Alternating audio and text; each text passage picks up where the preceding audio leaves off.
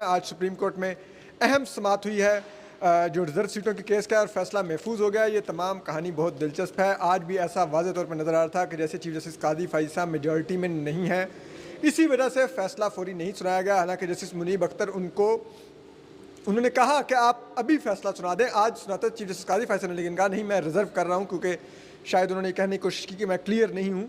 सिद्दीकी साहब ने आज इलेक्शन कमीशन की बदनीति पर और उसके मुनाफिकाना किरदार के ऊपर बात की, और लेकिन चीफ जस्टिस कादी फाइज़ साहब बार बार इलेक्शन कमीशन के हक में टोकते रहे। पीटीआई के और एसआईसी के वकला को दलाइल नहीं देने दे रहे थे। यहाँ तक कि एक मौके पर जस्टिस असद मुल्ला को कहना पड़ा कि ये बहुत अहम नुक्ता है, आप इनको बात पूरी करने दें, क्योंकि ये इलेक्शन की शफाफियत और इलेक्शन कमीशन के गैर जानिबदाराना रोल से मुतल्लिक मामला है, तो इसको होने दें। ये सब पर बात करने के लिए हमारे साथ हसनात मलिक मौजूद हैं। जी हसनात भाई, फैसला तो महफूज हो गया, ये किन हालात में फैसला महफूज हुआ? आपकी क्या रीडिंग थी? आप भी कमरा अदालत में मौजूद थे। देखिए, मेरी रीडिंग क्या, आप मेरे साथ थे, हम एक इलेक्शन कमीशन के ऑफिशियल से मिले, हम जो है वो गवर्नमेंट के ऑफिशियल से मिले, तो वो भी ये बात मान रहे कि आज की डेट तक यानी 1 बजे तक चीफ जस्टिस कादी फैसला मेजॉरिटी में नहीं थे। बिल्कुल। और चीफ जस्टिस कादी फैसला की ओपिनियन हमारे सामने इलेक्शन कमीशन के एक सीनियर ऑफिशियल ने और हुकूमत के एक सीनियर ऑफिशियल ने माना खुद। देखिए, वो ये चीज़ एडमिट कर रहे थे कि आज की डेट तक जो है वो चीफ जस्टिस कादी फैसला मेजॉरिटी में नहीं है। इसी वजह से वो चाह रहे थे कि जजमेंट रिजर्व हो। और आपको याद देखा होगा ताकि बैकग्राउंड में फिर काम हो सके कि जैसे मुनीब अख्तर इंटरवीन हुई है, तो उन्होंने कहा जी कि हम आपस में डिस्कस करते हैं, क्या पता वोटिंग हो जाए और मेजॉरिटी कहे कि हम पिटीशन अलाउ कर दें, तो फिर आज ही अनाउंस हो जाए। जैसे मंसूर अली शाह से भी बात की गई, फिर कहा गया कि हम देखते हैं, फिर बताते हैं, शार्ट ऑर्डर जारी करना हुआ। लेकिन अब मेरा नहीं ख्याल, अब तो उन जजेस ने, जस्टिस अरबाब ताहिर ने, वो अपने आर्डर में लिख दिया कि जस्टिस मोहसिन अख्तर कियानी बार बार रजिस्ट्रार को कह रहे थे कि कॉल लिस्ट जारी करें, लेकिन कॉल लिस्ट जारी नहीं हो रही थी, चीफ जस्टिस अप्रूवल नहीं दे रहे थे। और उधर भी चीफ जस्टिस के पास मेजॉरिटी नहीं थी। हाँ, और वहाँ भी देखिए ना, इसमें जो है वो वहाँ तो ये एक तसर था और वो बात थी जो बाहर में आई कि जैसे मोहसिन अख्तर कियानी कहते हैं कि मेरे पे दबाव था, जैसे अरबाब ताहिर कहते हैं कि उन पे दबाव था। उन्होंने वाक़यात का जिक्र किया और उन वाक़यात को उस वक्त हुकूमत ने भी कन्फर्म किया। सीनियर इवन अटार्नी जनरल को बात उमर अता बंदयाल साहब ने बुला के कहा कि आप इस मामले को देखें। एक ये था कि जैसे अरबाब ताहिर साहब के वालिद साहब को जो कोयटा से उठाया गया, ये अटार्नी जनरल को बाकायदा उमर अता बंदयाल ने, जब वो चीफ जस्टिस थे, उन्होंने बुला के कहा कि आप इसको देखें। मोहसिन अख्तर कियानी साहब के हवाले से जो उनके बेनोई के साथ हुआ, तो वो वजह तो टीरान के सी जजमेंट रिजर्व था। वो कहते थे प्रेशर है, जल्दी इसको करें। अब जो है वो देखें, यहाँ पर भी जस्टिस मुनीब अख्तर कह रहे हैं जल्दी करें, फौरी सुना देते हैं, लेकिन चीफ जस्टिस कह रहे हैं नहीं, रिजर्व करें अभी। देखें, ये बड़ा ही अनफॉर्चुनेट है। मैं समझता हूँ कि कल जस्टिस कादी फैसला की मैं जजमेंट देखी जुल्फ़िकार अली भुट्टो में, वो डिटेल ओपिनियन आपने भी देखी होगी, उसमें उन्होंने बायस पे बड़ा लिखा है कि जी जुल्फ़िकार अली भुट्टो जो है वो बार बार कह रहे थे मौलवी मुश्ताक जो है बायस है, इसने ये किया, फिर भी वो केस उसने सुना और उसने किस तरह किया क्या। तो मुझे ये लगा कि यार ये जो अभी जनवरी 13 हो रहा है, आज जो जिस तरह जैसे कादी फैसला कंडक्ट कर रहे थे, खुदा करे कि वो अभी भी सैनिटी प्रिवेल कर जाए और वो जो है वो जस्टिस कादी फैसला की रूप दोबारा एक दफ़ा चीफ जस्टिस कादी फैसला हाँ, तो चीज़ें जो कॉन्स्टिट्यूशनल लेंस से चीज़ों को देखने की हाइपर टेक्निकलिटी, देखें, डॉक्ट्राइन ऑफ नेसेसिटी इस्तेमाल होती है विल ऑफ द पीपल को सप्रेस करने के। बिल्कुल, ये जो टैक्स का नाम लिया जा रहा है, ये डॉक्ट्राइन ऑफ नेसेसिटी है to suppress the will of the people, क्योंकि विल ऑफ द पीपल एक पॉलिटिकल पार्टी के साथ थी। अब जो है वो आज यही बात हो रही थी। अब यह है कि इसमें जो बात हो रही है आज की हियरिंग, उसमें सवाल उठाया गया इलेक्शन कमीशन के कंडक्ट पे। जस्टिस अतर मिनल्ला कह रहे हैं कि हम सच नहीं बोलते, आप भी सच बोलने की हिम्मत नहीं है, सलमान अकरम राजा साहब। और मिनल्ला ने कहा कि 2018 में जो नून लीग के साथ हो रहा था, 2024 में वो आज आपके साथ पीटीआई के साथ हो रहा है। जस्टिस कादी फैसला ने कहा कि जी फिर ऐसी बात करेंगे तो हम 2018 का इलेक्शन खोल देंगे। तो जस्टिस अतर मिनल्ला ने कहा कि 2018 में भी गलत हुआ, तो क्या अब भी हो रहा है, तो हम अब खामोश हो रहे हैं जाए। और क्या ये जस्टिफिकेशन है असनाद भी कि 2018 में गलत हुआ तो 2024 का गलत जायज हो गया? ये चीफ जस्टिस कादी फैसला के यानी कि उनका ये आर्गुमेंट है? नहीं, मैं वही बात कर रहा था कि वो बार बार इस चीज़ का कर रहे थे कि जी हम अब, जैसे अतर मिनल्ला यही बात कर रहे थे कि जी हम क्या दोबारा गलतियां रिपीट कर रहे हैं कि 2018 में हुआ है तो अब कर दें। मैं समझता हूँ कि जो है ना जस्टिस काजी फैसा आज ज़्यादा अग्रेसिव नज़र आए, उसकी वजह ये भी हो सकती है कि देखें ना, जब पीटीआई उनकी एक कंपेन चल रही है सोशल मीडिया पे जस्टिस काजी फैसा, और जस्टिस काजी फैसा उससे मजीद ऑफेंड हो रहा है, और ड्यू प्रोसेस के फेयरनेस के तकाजे जो उन्होंने कहा था जुल्फ़िकार भुट्टो को, यहाँ ऐसा लग रहा है कि उसी तरह के फेयरनेस के तकाजे नहीं पूरे हो रहे। और जिस तरह वो प्रोसीडिंग के दौरान चलें आपने जजमेंट ही देनी, अब टोक क्यों रहे? अब इलेक्शन कमीशन के वकील को नहीं टोकते और पीटीआई के वकील को बार बार टोकते हैं, सुन्नी इत्तेहाद कौंसिल के वकील को टोकते। आप क्या तसर दे रहे हैं? किसको दिखाना चाह रहे हैं कि मैं जो है वो? देखिए बात, मैं सब कुछ कर रहा हूँ। देखिए बात यह है कि बिल्कुल आप सिस्टम की गारंटी बने, ठीक है, आपको ये तमगा मिलना चाहिए, लेकिन बात यह है कि ये चीज़ें तो अब रिकॉर्ड हो रही हैं, आपने तो अब लाइव स्ट्रीमिंग है, ये हिस्ट्री में रहेंगी जो आपकी अप्रोच टू वर्ड पीटीआई और पीटीआई की अप्रोच आपकी सीरियस क्लैश है आपके और पीटीआई के दरमियान। मैं नहीं कहता कि पीटीआई को ठीक है, वो भी जो थ्रू आउट जो आपको कर रही है कैंपेन जो मैं समझता हूँ कि उनको बायस के हवाले से चीज़ हिस्ट्री में छोड़ देनी है। ये जज अगर कोई कर रहा है ना, पॉलिटिकल पार्टी को आप एलिमिनेट, पीपल्स पार्टी को ज़ियाउल हक ने क्या कुछ किया, फिर भी किसी टाइम पे जो है वो जिंदा हो जाती हैं। वही बेनज़ीर भुट्टो केस जिसमें आर्टिकल 17 का कह के जो है वो पार्टी सिंबल दिया गया, 88 में 85 जो दो बेनज़ीर भुट्टो केस हैं, यहाँ भी जो है मेरा ख्याल है कि पीटीआई जब एग्रेसिव होगी तो जस्टिस काजी फैसा मज़ीद एग्रेसिव होगा, उसका नुकसान होगा। आपको याद है कि एक जज जो है वो पनामा में मैंने बार बार कहा कि उनसे बात हुई थी, मैंने कहा जी आप क्यों ज़्यादा हो गए थे, पर्सनल हो गए, तो उन्होंने कहा जी जब हमारी फैमिली बच्चों तक बात आती है तो हम इंसान हैं। तो मेरा ख्याल है जस्टिस काजी फैसा को एक ठीक है पीटीआई का, लेकिन जस्टिस काजी फैसा जब पर्सनल होंगे या वो एक चीज़ जो जिस तरह आज वो कंडक्ट कर रहे थे वो अच्छा कंडक्ट नहीं कर रहे थे, टू बी फेयर। और अगर पर्सनल होंगे, उनकी जाती बायस इसमें आ जाएगी, तो फिर तो इंसाफ तो नहीं होगा असनाद भाई। बिल्कुल। और फिर इवन के वो जो अगर इंसाफ होगा भी तो वो इंसाफ होता हुआ नजर नहीं आएगा। बिल्कुल यही बात मैं कह रहा कि हूँ। उन्होंने कंडक्ट इस तरह से की थी तो इसका मतलब ये तो बायस थे, उन्होंने फैसला देना ही है। देखिए बात ये, आप जजमेंट अनाउंस करें, आप गलती में, आप मिनॉरिटी में हैं, नासुल मुल्क बने, 21वीं तरमीम में आप यानी मेजॉरिटी और थी, नासुल मुल्क की जो ओपिनियन थी उनको तो सिर्फ इकबाल हमीद रहमान ने किया, वो 17 में से 2 जजेस उनके साथ, लेकिन वो उन्होंने कहा कि यार ठीक है जो भी है। अब यहाँ जो है जिस तरह चीज़ों को लेके जाया जा रहा है, अभी मुझे जो लग रहा है कि कोई जज साहब या मे भी कोई जा रहे हैं तो ये जिससे कि कन्वे को काफ़ी लंबी गाड़ियाँ थी, तो ये भी है कि कहीं ऐसा ना हो पीछे देखें बात यह है कि ये बड़ा सीरियस मामला है कि आप जजमेंट को रिजर्व रख के करना क्या चाह रहे हैं, अनाउंस करें। बेशक आपकी मेजॉरिटी है, अब मेजॉरिटी मिल भी सकती है जितनी एफर्ट हो रही है, आप कन्विंस करेंगे अपने जजेस को तो हो भी सकती है, लेकिन इसमें तजस्सुस फैलेगा और मज़ा नहीं आएगा। फिर और स्पेकुलेशंस होंगी कि ये मेजॉरिटी किस तरह हासिल की गई, क्या आपस से पर्दा कोई काम हुआ, कोई कुव्वतें हरकत में आई, कोई जजेस को मतलब ये भी स्पेकुलेशन। जजेस ने केस सुना है, फिर जजमेंट रिजर्व करने का मकसद क्या? तो ये जो एक बात हो रही है ना कि प्लान बी की, जिसमें ये है कि जी ये खबरें भी आ रही हैं कि जी प्लान बी हो रहा है।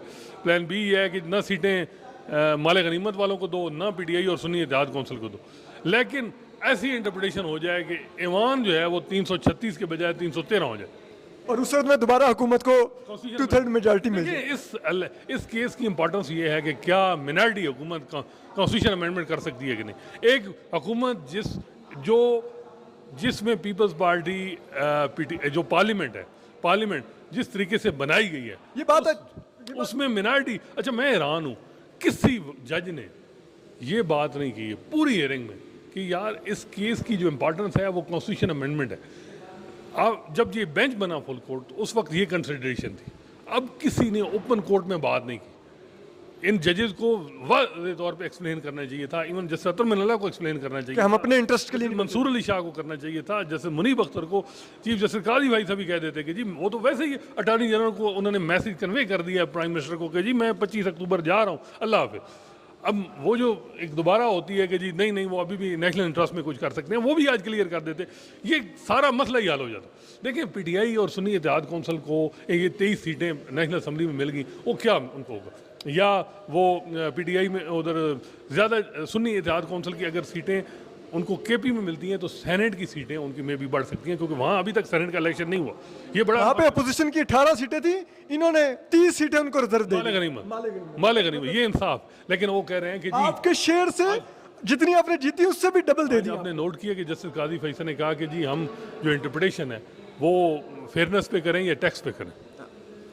टैक्स तो मौलवी तमीज़ुद्दीन केस में जैसे मुनीर ने भी कहा था कि सिंध हाई कोर्ट के पास कोई इख्तियार नहीं था असम्बली डिसोल्यूशन की हवाले से। देखें, बात यह है कि अगर आप हाइपर टेक्निकलिटीज़ में डॉक्ट्राइन ऑफ नेसेसिटी और विल ऑफ द पीपल को सप्रेस कर रहे हैं और इलेक्शन कमीशन के कंडक्ट को नज़रअंदाज कर रहे हैं, तो फिर आप इंप्रेशन ये बनेगा कि आप कम्प्लिसिट है इन पूरे मामले में। ये एक सुनहरी मौका है सुप्रीम कोर्ट को कि जो गलतियाँ हैं, फिर आप में और साकिब निसार में फ़र्क मुझे बताएं, एक फ़र्क बताएं। और एक चीज है ना, साकिब निसार ने तो कोई एक दो वो एक उसने तो एक सेनेट इलेक्शन चोरी करवाया था, तो पूरे मुल्क का जनरल इलेक्शन चोरी करवा दिया। नहीं, सेनेट के इलेक्शन उन्होंने आज़ाद कराए, नून लीग को नवाज शरीफ को उन्होंने यहाँ आपने पार्टी को पूरा एलिमिनेट किया। उसके बाद उनकी जो सीटें हैं वो भी नहीं मिली, और जो एक मिनॉरिटी की जो सबसे बड़ एक हुकूमत है जिसके पास कॉन्स्टिट्यूशन अमेंडमेंट नहीं, उसको आपने 2/3 दिलवा दी। वो काम कर रहे हैं। वो फैसल सिद्दीकी ने कहा भी, उन्होंने कहा ये एक अनरिप्रेजेंटेटिव पार्लियामेंट है जिसमें जिसे कहते हैं एक गैर नुमाइंदा हुकूमत अपनी जो अकलियत को अक्सरियत में बदल के बैठी हुई है इन रिजर्व नशिस्तों के जरिए। देखें, अब इसमें जो वही बात है ना कि अगर माजी में सुप्रीम कोर्ट मार्शल लॉ को इंडोर्स करती रही और कहती रही कि जी डिक्टेटर जो है वो आइन भी अमेंड कर सकता है, अब यहाँ ये है कि जी जमहूरी हुकूमत के नाम पे एक मिनॉरिटी पार्लियामेंट को मेजॉरिटी दी जा रही है। ये वो काम है, ये जो जुल्फ़िकार अली भुट्टो की जजमेंट काजी फैसल ने आज लिखी है, कल देखिएगा परसों जैसे मुनीब के दौर में, जैसे आयशा के दौर में, इवन जैसे मंसूर अली शाह के दौर में, इस जजमेंट को साइड करके ये सारी चीज़ें जो हैं ये सेटिस्फाइड होंगी। मैं आपको लिख के दे रहा हूँ ये सारी चीज़ें, वो बायस के प्रिंसिपल, बिल्कुल मैं आपको बता रहा हूँ कि ये हांड करेंगी इनको, ये सारी चीज़ें हैं। देखें, बात यह है कि हसनात मलिक बड़ी दिलचस्प बात कर रहे हैं। वो कह रहे हैं जैसे जुल्फ़िकार अली भुट्टो की जजमेंट को इस अदालत ने उड़ाया है और चीफ जस्टिस काजी फैसल ने लिखा है कि जजेस बायस थे उनका कंडक्ट, तो कल ये जजमेंट भी इतना बड़ा दाग होगी सुप्रीम कोर्ट पे कि इसको धोने के लिए शायद जस्टिस मंसूर अली जाए, जस्टिस मुनीब अख्तर है, जस्टिस आयशा के दौर में इस जजमेंट को भी सेट असाइड करना पड़ेगा इसी बायस के प्रिंसिपल के चीफ जस्टिस काजी फैसल की बायस। देखिए, बात यह है कि आप अपना कंडक्ट तो ठीक रखें ना, आप फैसला खिलाफ दे दें। अब बात ये आ रही है कि जुल्फ़िकार अली भुट्टो का फैसला कब आया? 79 में जी नहीं, यस 79। और उसके बाद ये फैसला कब आ रहा है? 2024 में 21 और यानी तकरीबन ये 50 साल के करीब जो है वो टाइम लगा होगा, 45 से 50 साल रिवर्स रिविजिट।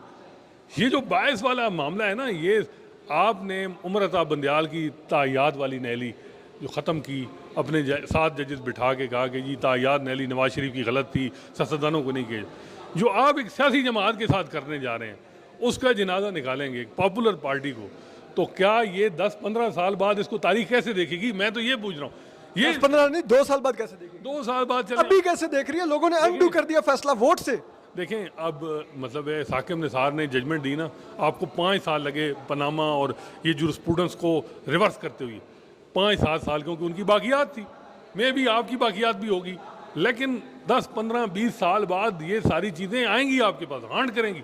वो लिखे, वो जो ग्राउंड देखें वो जो ट्रायल के प्रोसेस, आपने फेयरनेस के तकाजे आपने कहा पूरे नहीं की, तो क्या इमरान खान की जो 3 सज़ाएँ हुई अडियाला जेल में, 5 दिनों में 3 सज़ाएँ जिस तरह की गई, रात के 3-3 बजे तक आप पाकिस्तान के सबसे बड़े काजी थे, तो मुझे ये बताएं उसका जवाब दे हिस्ट्री में कौन देगा? हिस्ट्री में किसको कौन जवाब देगा? क्या वो जो जुल्करनैन है वो होंगे या कोई और होंगे? देखें, जुल्करनैन का नाम किसी को याद नहीं होगा, काजी फैसल नाम याद होगा सब। मैं आपको बताऊं, जो ये सारा कुछ हो रहा है ना, वो तो पीटीआई के साथ डील हो जाएगी एस्टेब्लिशमेंट, किसी टाइम पे भी हो जाएगी, क्योंकि पीटीआई चाह रही है किसी टाइम पे भी मामलात उनके ठीक हो सकते हैं। तो ये अल्टीमेट नज़ला जिस तरह 2018 का सारा कुछ साकिब निसार पे गिरा, 2013 का इफ्तिखार चौधरी और ये वो जी फलां, हालांकि वो उस वक्त कोई ऐसी बात नहीं। अब जो है ये मुझे लग रहा है कि सारी चीज़ें जो है अदलिया पे गिरेंगी, और जजेस जो हैं जिनको हिस्ट्री पे नज़र है उन्हें पता है कि ये चीज़ें हमें हांट करेंगे और इन चीज़ों से बाकायदा हमें किया जाएगा। आप और ये मेरा ख्याल है कि ये बहुत इम्पोर्टेंट है ये चीज़। और इसी वजह से बज़ाहिर ये लगा कि जजमेंट एक चीज़ में ठीक भी है कि जब रिज़र्व होगी, क्या पता जस्टिस काजी फैसला ही ओपन माइंड से चीज़ों को देखें और वो कहें कि जी नहीं यार ये चीज़ें गलत हो रही हैं, चीज़ों को करेक्ट करें। अगर ये मैं आपको बताऊं ये रिजर्व सीटें 78 सीटें पीटीआई को मिल जाती हैं और क्या आ जाता है कि इलेक्शन कमीशन ने गलत इंटरप्रिटेशन की मेरी जजमेंट की और ये सीटें थीं और हम 187 किस चीज़ के लिए रखा हुआ है? क्या डैम बनाने के लिए रखा हुआ है? आर्टिकल 187 इससे बड़ी क्या चीज़ है 187 और 184? अगर आप ये सारी चीज़ें दे देंगे उनको पीटीआई को, मैं समझता हूँ जनवरी 13 पे लोग छोड़ देंगे कि जनवरी 13 कहेंगे जी ठीक है फिर इलेक्शन कमीशन ने इंटरप्रिटेशन गलत की, इन्होंने तो पार्टी को एलिमिनेट नहीं किया। अब सुप्रीम कोर्ट एक चीज़ पे तो यूनानिमस है कि पीटीआई जो है वो पार्टी थी, अगर वो इलेक्शन उनको सैंपल लिया गया, उनके जो कैंडिडेट थे वो दोबारा पीटीआई ज्वाइन कर सकते थे और उनकी बुनियाद पर उनको रिजर्व सीटें मिल सकती थी।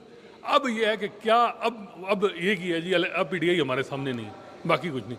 तो देखें ये सारी चीज़ें बार बार जस्टिस अख्तर मिल्ला भी कह रहे हैं, जस्टिस मंसूर अली शाह भी कह रहे हैं कि हमें एसआईसी को नहीं देखना, हमें देखना माजी में किया क्या गया कि एसआईसी बनानी पड़ी। अब जो कॉन्स्टिट्यूशन अमेंडमेंट आ रही हैं उधर उनको देखें ना, वो जो जुडिशल पैकेज मेरी इतला के मुताबिक ये भी हो रहा है कि जुडिशल पैकेज बिल्कुल तैयार है, किसी टाइम पे भी अगर ये फैसला जिस दिन आ गया फैसला आ गया एक हफ्ते के अंदर अंदर पार्लियामेंट में रख दिया जाएगा वो टेबल और सारी जमातें जो हैं उसको मिलकर कर देंगी। और उसमें जो चीज़ें आ रही हैं कुछ बाहर निकली हैं कुछ नहीं निकली हैं, उसमें इंडिपेंडेंस ऑफ जुडिशरी रह गई। तो फिर ये जो जजेस अलाउ कर रहे हैं इनकी कोई वर्थ रही तो तब ना, जब ये जो इंडिपेंडेंस ऑफ जुडिशरी पे जो पैकेज आ रहा है उस पैकेज की जो झलकियाँ बाहर आ रही हैं वो अगर वो इम्प्लीमेंट हो गई सारा। हम जरा व्यूअर्स को बता देते हैं वो झलकियाँ क्या हैं। उसमें एक ये है कि रिटायरमेंट की मुद्दत बढ़ा दी जाएगी जजेस की एज की, उससे ये होगा कि इन तमाम जजेस को एक्सटेंशन मिल जाएगी एक। दूसरा उसमें यह है कि हाई कोर्ट के जजेस को एक हाई कोर्ट से दूसरे हाई कोर्ट भेजा जा सकेगा, लाइक एसएचओ के अगर इस्लामाबाद का जज तंग कर रहा है तो उसको बलूचिस्तान हाई कोर्ट भेज दो, ठीक है। फिर तीसरा उसमें सुप्रीम कोर्ट में भी सीनियरिटी का प्रिंसिपल खत्म कर दिया जाएगा, किसी को भी जज को चीफ जस्टिस बनाया जा सकेगा, वो भी एक बड़ी अलार्मिंग चीज़ है। तमाम 17 के 17 जजेस हुकूमत के आगे हाथ बांध के खड़े होंगे कि मैं आपको ज़्यादा खुश करता हूँ, मुझे चीफ जस्टिस बनाइएगा, लेकिन लाइक इंडिपेंडेंस ऑफ जुडिशरी को उड़ा के रख देंगे, इतना कर्टेल करेंगे और उसके लिए फिर ये पार्लियामेंट वो करेगी जिसकी अपनी रिप्रेजेंटेशन ही ठीक नहीं है। तो यही मैं कह रहा हूँ कि ये सारी चीज़ें जो हैं ये आएंगी। मैं तो समझता हूँ कि जुडिशरी को देखना चाहिए कि जब तक पार्लियामान पूरा यूनानिमस पीटीआई समेत एक कॉन्स्टिट्यूशन अमेंडमेंट पे काजी फैसला को तायात चीफ जस्टिस बना देना, मैं समझता हूँ कि हमें सरनगू करना है। अगर सारे पीटीआई भी और ये आप पोलराइज एक पार्लियामेंट और एक पार्टी जो जिसके मैंडेट पर संजीदा क्वेश्चंस लगे, नहीं अब देखें ना, या तो पीटीआई भी इस कॉन्स्टिट्यूशन अमेंडमेंट में साथ हो फिर तो बात बनती। अब जो ये है कि जी यकदम जो है पैकेज आ जाना और जुडिशल पैकेज जो है वो एक साल में और ये सारी चीज़ें ये कोई मुनासिब नहीं है। और ये जो और मुझे लग रहा है इसमें सबसे इंपॉर्टेंट रोल पीपल्स पार्टी का है और माजरत के साथ इस वक्त पीपल्स पार्टी सबसे ज़्यादा अपने इश्यूज़ पे अपनी जो पोजीशन पे कॉम्प्रोमाइज़ किया है और सब इस पूरे जो तारीख जो बनाई है ना पीपल्स पार्टी ने, जो कहते थे कि इश्यूज़ पे और कॉन्स्टिट्यूशनल राइट पे और इंडिपेंडेंस ऑफ जुडिशरी पे खड़ी रही है, सबसे ज़्यादा उससे सवाल होगा। देखिए नून लीग तो ठीक है लेकिन पीपल्स पार्टी वाले तो इस चीज़ का बड़ा करते हैं कि जी हमने तो बड़ा किया है, ना हमारे कोई जजेस हैं ना हमारे कोई पर्सनल जजेस हैं ना मुखालिफ हैं, हमारा कोई ज़ाती नहीं होता। और वो इश्यूज़ और मैंने कई जजेस से बात की, उन्होंने कहा जी ये पीटीआई हो नून लीग हो ये जो है पर्सनल जजेस पे अटैक करते हैं। पीपल्स पार्टी एक वैध जमात है जो पर्सनल हमें किसी जज को इस तरह अटैक नहीं करती। इवन इफ्तिखार चौधरी ने पूरी पार्टी को पंजाब में एलिमिनेट कर दिया, उन्होंने कुछ नहीं। उनके लिए है कि वो क्या सिर्फ अपनी सिंध हुकूमत जो उनकी वैसे ही है या वो किस चक्कर में जो है इंडिपेंडेंस ऑफ जुडिशरी को कर रहे हैं। तो मेरा ख्याल है फिर बात आएगी पीपल्स पार्टी पे कि वो किस हद तक खुर्शीद शाह या जो दूसरे लोग हैं जिन्होंने अगर ये कह दें सोप ने आपने इस चीज़ में बर्दाश्त की कि जी इंडिपेंडेंस ऑफ जुडिशरी को कम्प्रोमाइज़ करने के लिए अल्लाह ही हाफिज़ है। तो मेरा ख्याल है कि इस वक्त जो बाहर है वो आपके सामने है, इंडिपेंडेंट ग्रुप के बरसर इक़्तिदार है, इंडिपेंडेंट ग्रुप हुकूमत के साथ है, तो बाहर से तो आवाज़ नहीं आनी।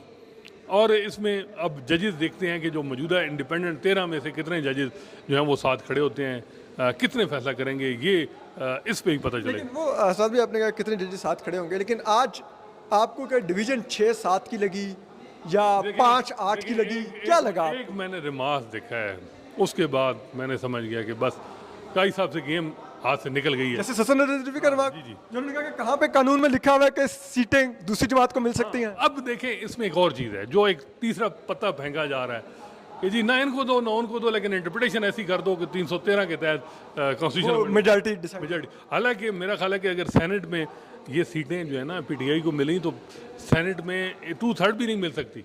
अगर ये सीटें मिलें पीटीआई को या सुन्नी इत्तेहाद कौंसिल को, वहाँ से बहुत सेनेटर मिलने हैं केपी में। अभी इलेक्शन मेरा ख्याल है नहीं हुआ, लेकिन जो जस्टिस हसन रिजवी ने कहा, उन्होंने कहा कहाँ लिखा हुआ है माले गनीमत मिल जाएगा। अब क्या वो जो माले गनीमत की 78 सीटें हैं वो ऐसी छोड़ देंगे तो इंटरप्रिटेशन क्या करेंगे? मेरा वो है कि इंटरप्रिटेशन में कहीं वो हाउस, क्योंकि काई साहब ने उस दिन तकरीर में कहा कि जी हाउस खाली नहीं छोड़ा जा सकता, तो वो उस पर थोड़ा हो रहा है कि खाली क्या मतलब है कि किस तरह कि क्या 313 पे कर्टेल किया जाएगा? अगर 313 पे हुआ तो जो असल पर्पज़ है वो तो सॉल्व हो जाएगा कॉन्स्टिट्यूशन अमेंडमेंट। अमेंडमेंट के लिए फिर दोबारा हुकूमत की 2/3 के लिए आ जाएगी। हर चीफ जस्टिस ने मैं समझता हूँ काजी फैसल साहब ने ऑन रिकॉर्ड अभी भी एक हुकूमती फंक्शनरी ने कहा कि जी वो विलिंग नहीं है। हुकूमत की पूरी ख्वाहिश है कि वो कॉन्स्टिट्यूशन यानी लें, एक्सटेंशन लें। लेकिन ये जो एक परसेप्शन बनी जा रही है कि सारी ये गेम, सारा जो केस है ये सिर्फ कॉन्स्टिट्यूशन अमेंडमेंट का है, एक्सटेंशन का है, डिस्पाइट दैट कि उन्होंने कर दिया। वो एम्बिग्यूटी तभी हल हो सकती, या आज काजी साहब अपनी ओपन कोर्ट में आज कह देते कि भाई मैं तो टैक्स को फॉलो करूँगा, टैक्स में लिखा हुआ है कि माले गनीमत मिल सकता है, लेकिन मैं आपको बता रहा हूँ, मैं पूरी दुनिया को बता रहा हूँ, मैंने एक्सटेंशन नहीं लेना। मैं 25 अक्टूबर को घर चला गया। हाँ, मतलब है यहाँ आज ऑन द रिकॉर्ड कर देते तो फिर एक बात होती कि जी वो असूली मौक़िफ़ पे। फिर ये है कि वो बात वो ये ग्रेप्स आर सोर वो आएगी कि जी जब ये चीज़ नहीं हो सकती तो फिर उसमें फ़ायदा कोई नहीं। आप पब्लिक में आप यहाँ बात करते तो एक बड़ी बात होती। देखिए बड़ा दुख हो रहा है जिस तरह ये आज चीज़ें आज इलेक्शन वो सवाल हो रहे थे कि जी हम 2018 का इलेक्शन खोल देंगे, तो 2018 में भी आपके भाई बैठे थे साकिब निसार, और आप वही बनना चाह रहे हैं, तो फिर क्या फ़र्क 2024 और 18 में? यही जिस्ट है। यही जिस्ट है। हसनात मलिक का बहुत बहुत शुक्रिया, हमें हमेशा की तरह वक्त देते हैं। बात यह है कि ये फ़ैसला अब सुप्रीम कोर्ट को करना है कि क्या वो एक ऐसी बदनीयत हुकूमत को जो कॉन्स्टिट्यूशनल अमेंडमेंट और जुडिशल पैकेज लाने के लिए मेजॉरिटी देगी। ऐसी बदनीयत हुकूमत जिसने अभी इंतखाबात से कबल इलेक्शन एक्ट में तरमीम की कि रिटायर्ड जज इलेक्शन ट्रिब्यूनल में नहीं लग सकते, लेकिन जब वो इलेक्शन हार गए, माइनॉरिटी में चले गए और उनको फिर वो फार्म 47, फार्म 45 के जो इल्ज़ामात लग रहे हैं वो उसका तासुर है कि वो मिला, और फिर वो फार्म 45 खुलने लगे, तो उन्होंने दोबारा से नई अमेंडमेंट करके पहले आर्डिनेंस ला के और अब एक्ट में तरमीम करके रिवर्स कर दी वो अमेंडमेंट जो उन्होंने इलेक्शन से पहले की थी कि रिटायर्ड जज नहीं लग सकता। अब वो कहते हैं रिटायर्ड जज इलेक्शन ट्रिब्यूनल में लग सकता है, ताकि किसी भी तरह से वो इलेक्शन ना खुलने दें और अपना मैंडेट बचा ले। इसी तरह से क्या वो अपनी हुकूमत को दवाम देने के लिए अदलिया की आज़ादी को भी कुचल सकते हैं इस आइनी पैकेज में, इस जुडिशल पैकेज में? उसके लिए क्या ये हुकूमत को ये सुप्रीम कोर्ट, ये 13 रुकनी बेंच वो मेजॉरिटी देगा? क्या चीफ जस्टिस कादी फायद ईसा सिर्फ अपने ओहदे की मियाद बढ़ाने के लिए हुकूमत के पलड़े में वज़न डाल देंगे और अपनी लेगेसी तबाह करवा लेंगे? यही वो सवालात हैं जिनके जवाब आपको फैसले में मिलेंगे कि क्या चीफ जस्टिस कादी फायद ईसा, साकिब निसार, मौलवी तमीज़ुद्दीन और जस्टिस मुनीर की लेगेसी खाने में कामयाब रहे।